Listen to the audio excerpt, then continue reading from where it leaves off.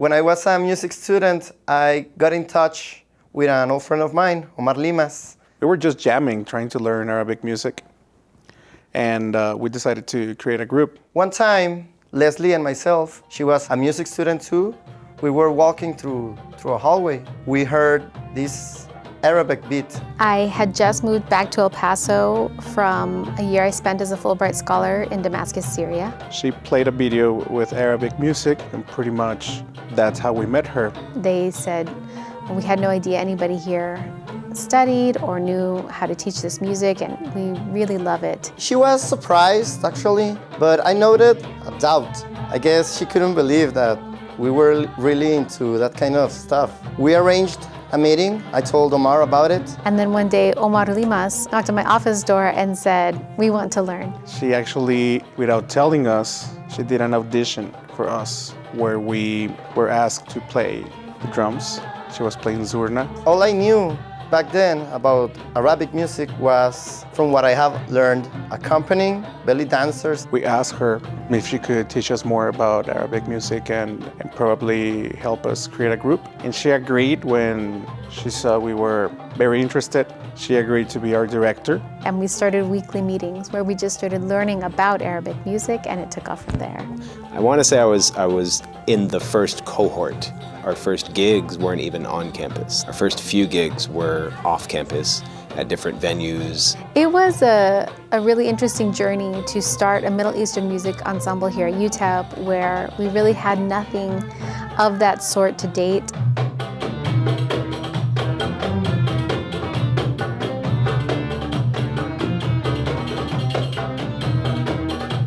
And she started teaching us. We started recruiting people. We had very talented musicians from Juarez, from El Paso. It was very difficult because we were surrounded by music students. I guess many of them thought they were up to the challenge, but realized that it's a different kind of music.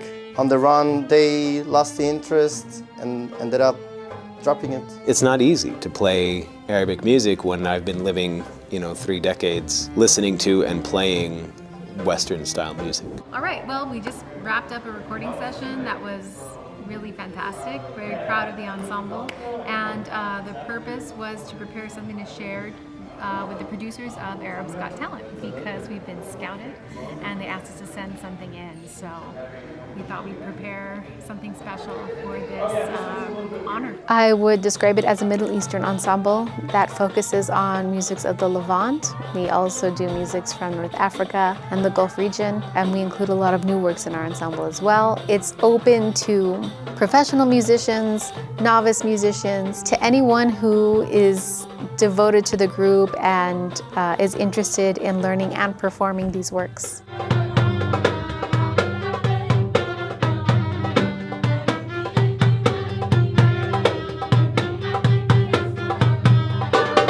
We have about 20 members total, and we have a mix of traditional Arab instruments and what we consider to be Western classical instruments. So we have members who play the oud, nai, zurna, and we have other members of the ensemble who are playing violin, cello, bass, and sometimes symphonic flute. We meet each week, typically while school is in session, and we rehearse at least once a week. We plan for a big annual concert in the spring.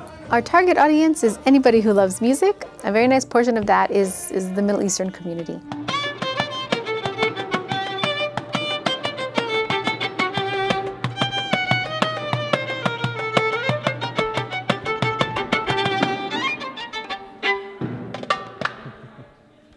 There is a word that we call every time we go on stage, and that is startup, the maximum point of inspiration where you give your 110%. That's our goal. And when you see them dancing on stage, the indapke, that means that you were able to communicate, even though you don't know the language, even though you've never been in the Middle East. I've had members who write me saying that we moved their grandmother to tears, who was visiting from Palestine or from Jordan. It's open to all the community in Juarez, El Paso, Las Cruces. Personally, I would like people who don't know anything about the Middle East to be there, to experiment what it is.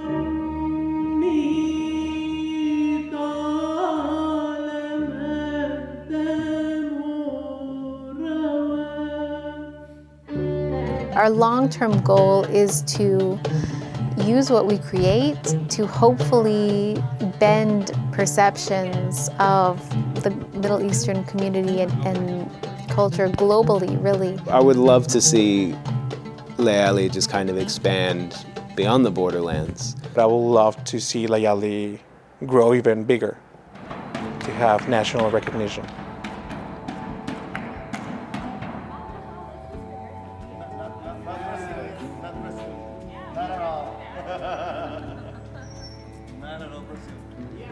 Layali Al Sham is my lifeline.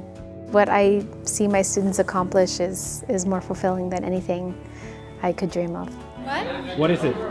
This is the amazing poster designed by Omar Limas, our equally talented and amazing darbuka player.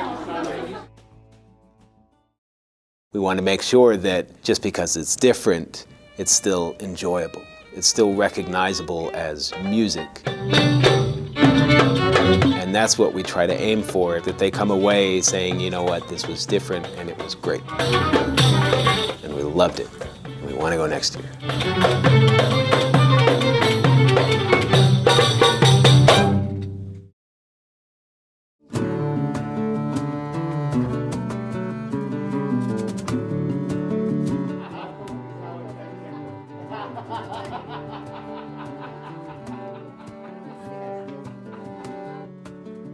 And he started playing just because I'm on the phone, and she started getting mad at her disrespect. This is Layali Al Sham. Guys, This she is needs better person. And she was behind back the from scenes, doctor. behind stage, behind the room we practice at.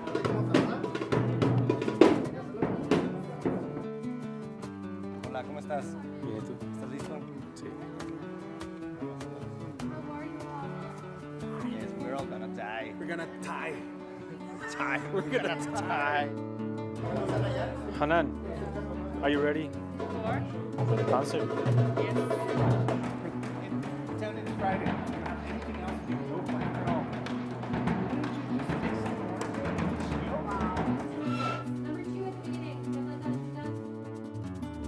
She is cool by definition. You don't need to say she's